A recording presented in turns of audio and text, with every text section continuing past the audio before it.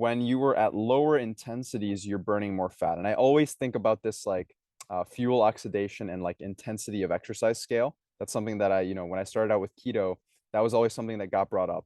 It was like, oh, well, you need carbs because at 50% of intensity, you start being reliant on carbs, right?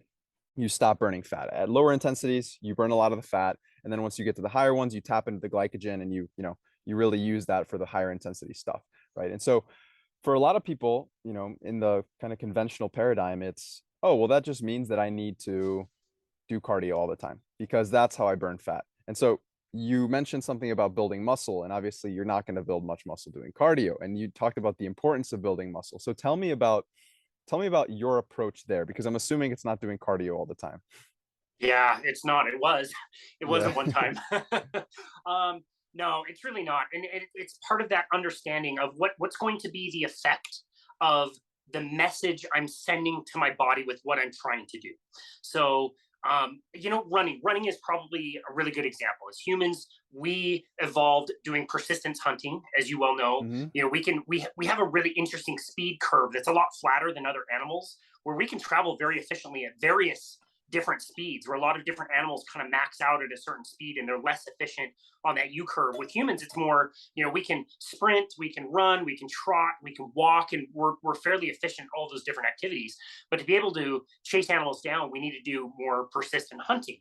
And to be able to do that, if you think of a world, around you, a natural landscape where food is really scarce, we really want to be economical and efficient with our calories. And so if I'm running a lot at a low level for a really long time, I'm going to create some efficiency. I'm going to get better. My stride's going to be more efficient. You can track this on runners by using things like vertical oscillation, or how much are they bouncing up and down when they run.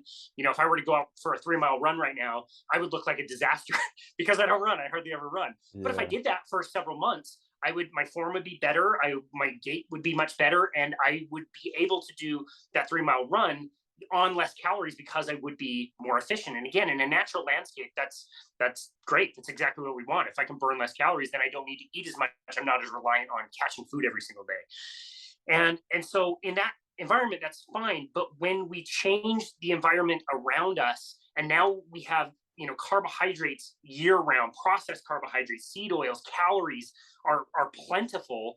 They're everywhere. Well, now that kind of changes things a little bit. And when we're doing that kind of running, and we're teaching our bodies to be more efficient with calories, that's going to be very difficult when we have so much food around us. And the worst thing that I see, even taking that one step further, is the thing that I saw with people in the gym, where they would join the gym in January, like we said, and they jump on the treadmill and they would run at an intensity that would be very high, but it would be very maintainable. So like on a scale of 1 to 10, they would be running at like a 7 or an 8, mouth breathing, huffing and puffing, sweating a lot, but you can maintain it for a really long time, 45 minutes, Right. an hour. The treadmill says they burn 700 calories. That was that form of activity. But what they're doing burns a lot of calories. So now you're going to crave a lot of calories. The primary fuel source, like you mentioned, is carbohydrate to fuel that type of intensity. So now Right. you're going to crave more carbohydrates. And all the while, you're becoming more and more efficient, which is taking your metabolic rate down, not only while you exercise, but it also has that same effect at rest. And so it really compounds the problem that most people have, where they're going out and eating too many carbohydrates as is.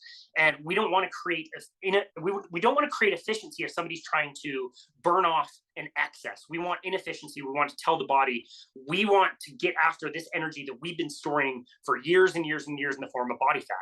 And so, yeah, chronic cardio I find to be one of the most unhelpful things for most people in their goals.